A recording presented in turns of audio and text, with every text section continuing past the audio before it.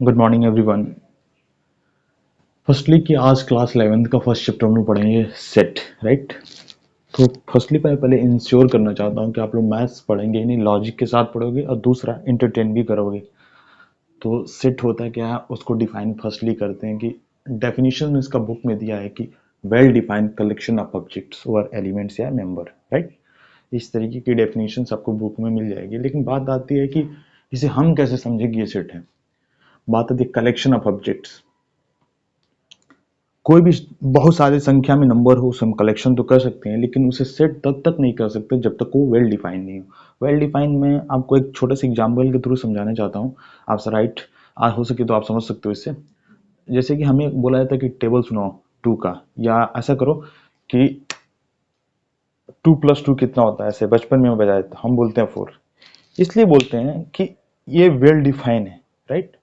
हमारे लिए भी 2 + 2 4 है। अब पूरे वर्ल्ड में जितनी भी कंट्रियां एग्जिस्ट करती हैं उनके लिए भी 2 + 2 4 ही है। इट मीन्स उसको हम कहते हैं वेल डिफाइंड। ठीक वैसे ही कोई भी सेट तब तक सेट नहीं बन सकता जब तक वो वेल डिफाइंड नहीं होगा। कलेक्शन तो होगा लेकिन साथ साथ में वेल डिफाइंड जब तक नहीं होगा वो सेट नहीं हो सकता। तो डेफिनेशन से हम समझ गए कि सेट होता क्या है, कि कलेक्शन के साथ साथ वेल डिफाइन होना ही सेट कहलाता है। जैसे कि आप मार्केट में कोई चीजें दर्जन या हिंदी इंग्लिश में बोले डजन में जब आप खरीदते हो तो बोलते हो भाई साहब एक एक डजन मुझे बनाना दे दो। तो उसमें नंबर कितने होते हैं? 12। वेल डिफाइन है। तो डजन में नंबर कितने हैं? 12। वो वेल डिफाइन है, कलेक्शन उसका पता चल गया। तो कलेक्शन भी है और वेल डिफाइन है, वो एक सेट को रिप्रेजेंट कर देता है, राइट। बात आती है कुछ मैथमेटिकल टर्म्स के थ्रू हम समझेंगे कि सेट होता क्या है। जैसे कि आप देख रहे होगे यहाँ पे पहला मैं एग्जांपल दिया हूँ कि set of natural number. Set of natural number इसलिए सेट है, इसलिए कि उसमें अगर मैं कुछ निगेटिव टर्म्स या फ्रैक्शन का टर्म या जीरो उसमें अगर मैं डाल दूं तो नेचुरल बोलेगा, नेचुरल नंबर बोलेगा कि मैं सेट बनूंगा ही नहीं। इसलिए कि मेरा खुद का एक पर्सनल प्रॉपर्टी है। जब तक मेरा पर्सनल प्रॉपर्टी नहीं फुलफिल होगा तब तक मैं नेचुरल नंबर नहीं कहलाऊंगा। इट मीन्स कि ये भी तभी सेट होगा जब उसके मेंबर्स उसमें होंगे। इट मीन्स कि वो भी एक वेल डिफाइन है। तो जब वेल डिफाइन हो गया तो एक सेट को रिप्रेजेंट कर दिया नेचुरल नंबर। बात आती है रिवर्स ऑफ इंडिया। ये रिवर्स ऑफ इंडिया जितने भी इंडिया में रिवर्स हों सारे के सारे सेट होंगे। कब? जब इंडिया के रिवर होंगे।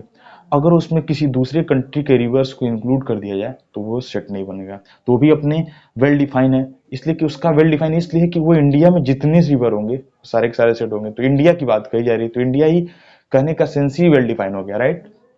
बात आती है कि best boys of your class. अब ये सेट इसलिए नहीं बन सकता इसलिए कि सबकी अलग अलग स्पेशलिटी स्किल और एबिलिटी होती है। क्लास में किस लड़कों की पढ़ाई में अच्छे होते हैं, कोई सिंगिंग में, कोई गेमिंग में, तो अलग अलग एबिलिटी है। तो इस तरीके से हम बोल ही नहीं सकते हैं कि कोई ये बेस्ट है। अगर स्टडी में बेस्ट है तो बेस्ट नहीं बोला जाएगा, इसलिए कि वो स्टडी में बेस्ट है, गेमिंग में बेस्ट नहीं हो सकता। तो हम यहाँ पर डिफाइन नहीं कर सकते हैं, राइट।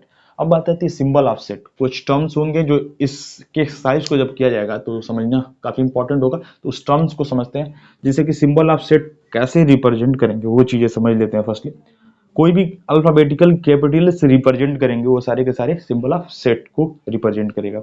दूसरा आता है elements of set.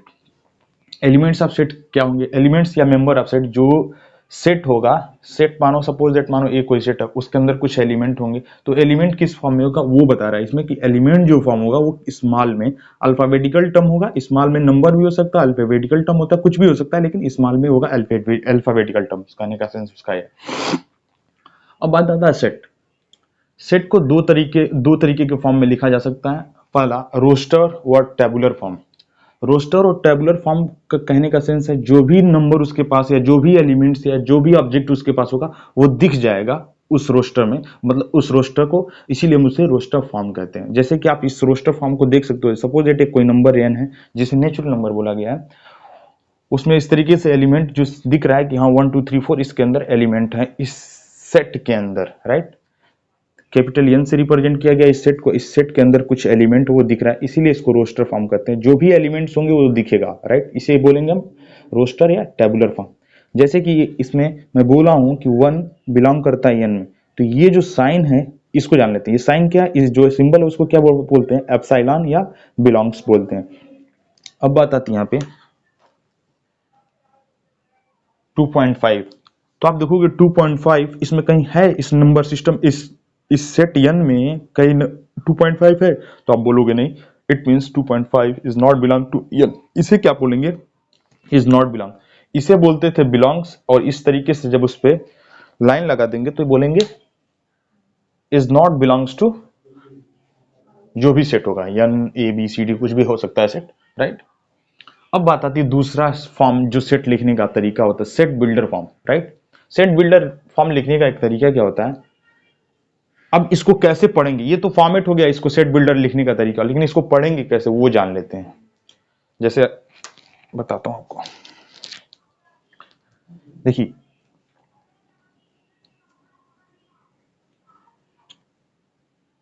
Set of all, ये जो मिडिल ब्रैकेट लगा हुआ है या कर्ल ब्रैकेट बोलते हैं, इसको हम पढ़ेंगे सेट ऑफ ऑल। क्या पढ़ेंगे, सेट ऑफ ऑल। ये जो x है वो x को x ही पढ़ा जाएगा, राइट। ये जो डबल डॉट लाइन है ऐसे करके, इसको पढ़ते हैं सच दैट, सच दैट। अब इसको पढ़ने का तरीका देखिए, एक कर्ल ब्रैकेट है, इसको पढ़ा जाता है सेट ऑफ ऑल, मतलब यहां से पढ़ना शुरू करिए, सेट ऑफ ऑल x, ये डबल डॉट लाइन जिसको बोलते हैं उसको बोलते हैं सच दैट।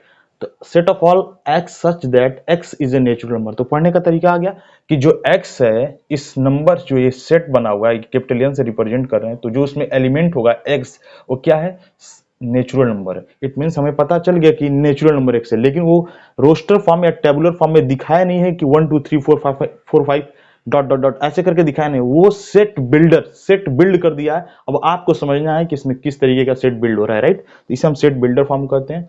तो आई होप कि आपको समझ में आया होगा। अब चलते हैं हम एक्सरसाइज की तरफ, राइट। समझ गए होंगे तो अपना अपना बुक खोल लीजिए, एनसीईआरटी का फर्स्ट चैप्टर निकालिए, उसमें सेट एक्सरसाइज 1.1 स्टार्ट करते हैं।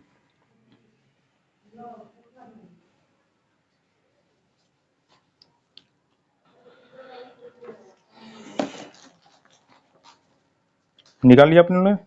तो सर पहला क्वेश्चन है, which of the following are sets justify your answer. तो पहले का पहला क्वेश्चन है, the collection of all of months of year beginning with letter J. साल का कौन कौन सा मंथ है जो जे से स्टार्ट होता है, राइट। उसमें कौन कौन सा जे से स्टार्ट होने वाला है, जन है, जून है, जुलाई है, ये सारे के सारे क्या हैं, सारे के सारे तीन ही ऐसे हैं जो साल में जो जे से स्टार्ट होने वाले हैं, तो वो भी एक प्रॉपर सेट को डिफाइन कर रहे हैं। इट मीन्स कि ये भी एक सेट है। बात आती है दूसरा क्वेश्चन पहले का, the collection of 10 most talented writer of India. अब ये डिफाइन नहीं कर सकते, अब 10 most talented writer of India बोल रहा है। अब टैलेंटेड तो अलग अलग स्पेशलिटी सबकी होती है, कोई अच्छा पोएट्री लिखता है, कोई अच्छा हॉरर लिखता है, कोई अच्छा कॉमेडी लिखता है, तो सबकी अलग अलग स्पेशलिटी, तो इसको हम डिफाइन नहीं कर सकते कि कौन बेस्ट है इंडिया में 10 राइटर, राइट। एक और इसमें पहले का बता दे रहा हूँ कोई, हाँ जैसे कि बोल रहा है, बोल दूं मैं, हाँ the collection of all even integer. हाँ देखिए, collection of all even integers आपको मैं इस पे दिखा देता हूँ। आप इस इंटीजर को ऐसे नंबर लाइन पे रिप्रेजेंट कर लीजिए, यहाँ पे जीरो राइट साइड में जब जाओगे तो आप पॉजिटिव नंबर आपको मिलेगा,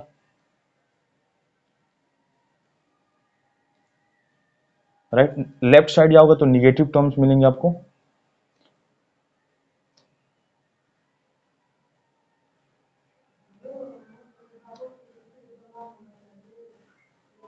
राइट। तो इसमें बोला है क्या, क्वेश्चन में बोला है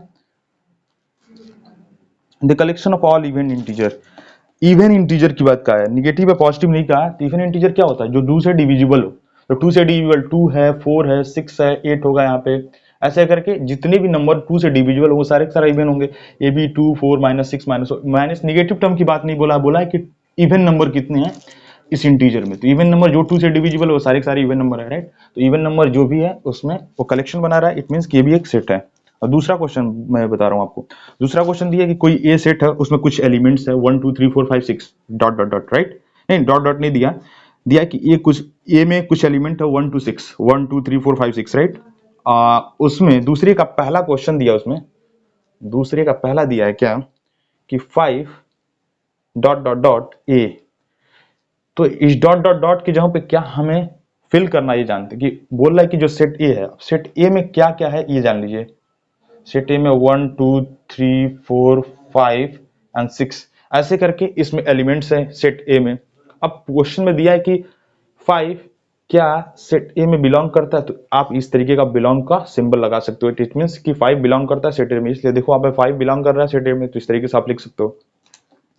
उसमें एक क्वेश्चन दिया है कि 10 या 0 या 10 दिया है डॉट डॉट डॉट ए, क्या इसमें 10 है? नहीं है, तो इट मींस कि 10 बिलोंग नहीं करेगा ए में। दूसरा क्वेश्चन कंप्लीट। तीसरे में आप आ जाओ, तीसरा क्वेश्चन आ जाओ। तीसरा क्वेश्चन बोल रहा है कि write the following set in your roster form. बोल रहा है कि निम्नलिखित दिए हुए सेट्स को आप रोस्टर फॉर्म में चेंज करिए, राइट। तो उसमें पहला दिया, तीसरे का पहला दिया है ए इक्वल्स टू और सेट ऑफ ऑल, इसे क्या पढ़ते हैं, set of all x such that x is an integer, और sorry -3 is greater than x, x is less than 7, मतलब एक्स की जो वैल्यू होगी वो -3 से बड़ी होगी और 7 से छोटी होगी। तो कैसे लिखेंगे इसे रोस्टर फॉर्म में? रोस्टर फॉर्म में लिखने का तरीका आपको बताए होंगे कि सारे नंबर जो दिखता हो उसी का हम रोस्टर फॉर्म कहते हैं। रोस्टर फॉर्म को लिखने का तरीका क्या है? -3 से एक्स छोटा हो, तो एक्स छोटा किस तरीके हो सकता है, सॉरी एक्स बड़ा हो -3 से, तो -3 से क्या बड़ा हो सकता है, 2 -1 0 1 2 3 4 5 6। कह रहा है क्वेश्चन में कि x set of all x such that x is an integer, और कंडीशन दिया -3 less than x and x less than 7, मतलब x की जो वैल्यू होगी, इस सेट कोई x है, x की जो वैल्यू है वो 3 से बड़ी है और 7 से छोटी है। तो 3 से बड़ी -2 -1 0 और 1 2 3 4 5 6, ये सारे के सारे इस सेट को हम रोस्टर फॉर्म में लिख दिए। यहां तक आपको समझ में आ गया होगा। तीसरा क्वेश्चन ऐसे ही सारा हो जाएगा। चौथा क्वेश्चन आप एक देख लीजिए। इस एक्सरसाइज का चौथा क्वेश्चन कह रहा है right the following set in the set builder form. इसको सेट बिल्डर फॉर्म में लिखना है, राइट। जो दिया है चौथे का पहला दिया ऐसे 3 6 9 12, ऐसे क्वेश्चन दिया है, राइट। अब इसको किसके फॉर्मेट में लिखना है? सेट बिल्डर के फॉर्म में, सेट बिल्डर के फॉर्म में लिखना है। सेट बिल्डर के फॉर्म में तो कैसे लिखा जाएगा? x सच दैट x, देखो क्या बन रहा है, 3, इसे बोल सकते हैं x is a multiple, x is a first four multiple of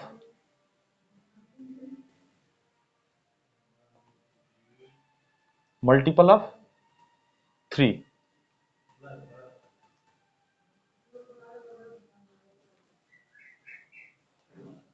कोई सेट मान लो ए है, इस तरीके से हमने सेट बिल्डर फॉर्म में लिख, जैसे कि क्वेश्चन में दिया था right the following set builder form, उसमें दिया कि 3 6 9 12 ऐसे कोई सेट दिया। अब बोला इसको सेट बिल्डर फॉर्म में करिए, तो मैंने सेट बिल्डर फॉर्म में कर दिया।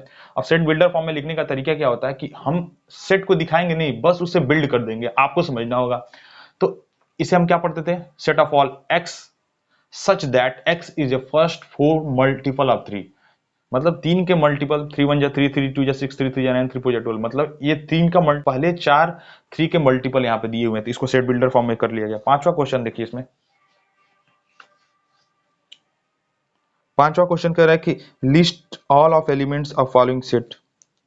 अब इस सारे सेट्स को लिस्ट करिए, लिस्ट मतलब रोस्टर फॉर्म में करिए। मतलब क्वेश्चन में दिया है क्या, a equals to set of all x is such that x is an odd natural number. Odd natural number होता है? तो आप बोलोगे नहीं, ऑड नेचुरल नंबर कोई होता ही नहीं है। 2 से जो डिवाइड होता है वो नेचुरल नंबर होता है, ऑड नेचुरल नंबर क्या होता है? कोई नहीं होता, तो ये सेट नहीं बन सकता। छठवां क्वेश्चन बोल रहा है कि match of each set of the set left side roster from with the same set of the right side described in the set builder form. कह रहा है कि आपके जो लेफ्ट साइड है वो रोस्टर फॉर्म है, आपके जो राइट साइड है वो सेट बिल्डर फॉर्म है, तो उसको मैच द फॉलोइंग करिए, राइट, तो कर लीजिएगा, ठीक है। अब अगला एक्सरसाइज, अगली टॉपिक उसमें दिया इम्पटी सेट और नॉन इम्पटी सेट के बारे में अगले एक्सरसाइज में हम लोग पढ़ेंगे। तो आज के लिए इतना ही। आई होप कि आपको समझ में आया होगा, और प्लीज अगर अच्छा लगा वो वीडियो तो अपने भाई बहन को शेयर करिए। अगर देख रहे हो तो आप खुद अपने फ्रेंड सर्कल में भी शेयर कर सकते हो। Thank you so much.